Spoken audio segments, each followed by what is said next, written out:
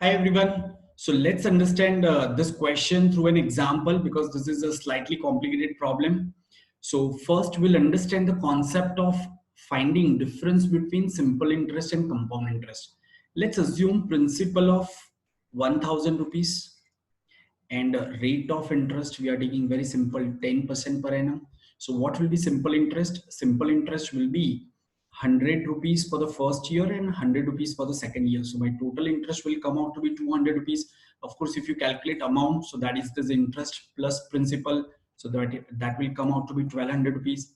Same way, if I invest the same principal at the same rate of interest at compound interest, so interest for the first year will be same as simple interest. Okay.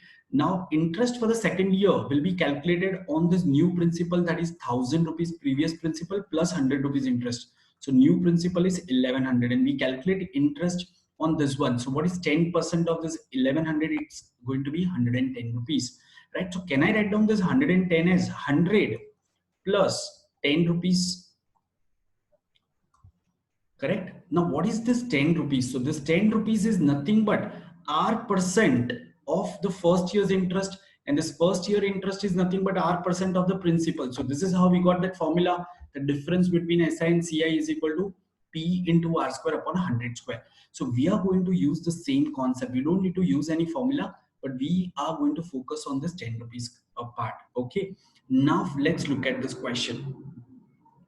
So the question says that person invested two equal sums, one at SI and another at CI, at the same rate for 2 years. The ratio of amounts at CI and SI is 25:16.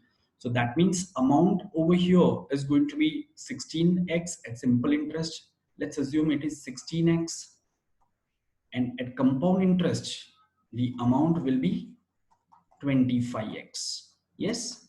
Now, what is this amount? Can I say this amount is nothing but principal plus interest for 2 years?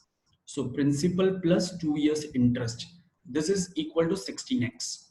And same with this amount of 25x is again, what is that? So principal plus 2 year interest plus interest on the first year, right? So interest on first year's interest. Okay, so this is how it can be. So let's do one thing. Instead of writing it this way, let's assume principal as P, rate of interest is R percent. Now R percent is nothing but R upon 100. Yeah, okay.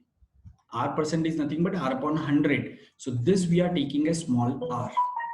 Yes, okay. So what will be the interest for the first year? It will be R percent of P. So I can say RP. Same way here the interest at compound interest will also be RP. Same way this is going to be RP.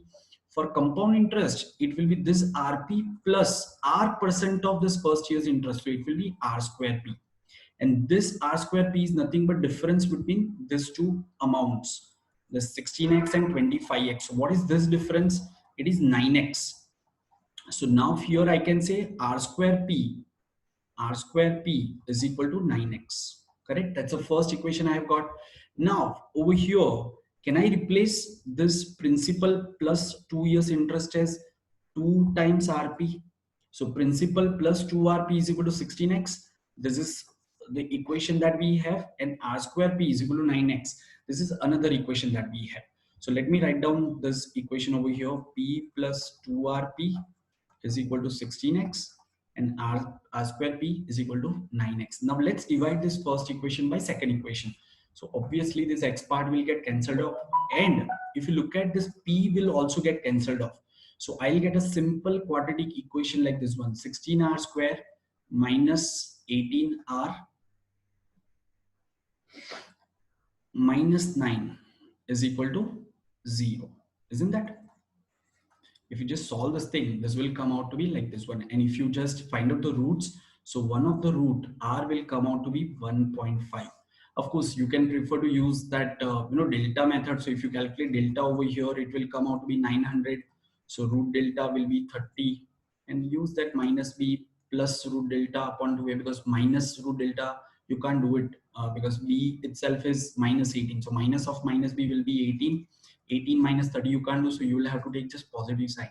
So this is I can straight away write down, it will be something like this one. So 18 plus 30 by 2 times 9, correct? Sorry, 2 times 16 a. So if you solve this thing, you will get R as this one, as I mentioned. It will be 1.5, right? R is 1.5. So what is R percentage? So R percentage is going to be 150%. This is your answer. I think we have done it in quite minimum steps. We have first understood the concept, and then we just put the terms, and we have taken the ratio, and we have got the answer. So I hope you would like the solution. Thank you.